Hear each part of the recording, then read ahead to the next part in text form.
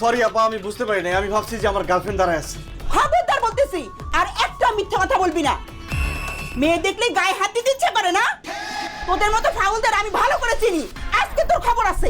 আরে আপা, আমি তো বললাম একটা ভুল বুঝাবুঝি হয়েছে, সরি তো বললাম, তারপর চিল্লাইতেছেন কেন? চিল্লামুনা তোর কি মাথায় নিয়ে নাচম? হ্যাঁ, চুরি চুরি আবার সিনা চুরি, আমার গায়ে হাত দিয়ে আবার আমার মুখে মুখে তর্ক করস।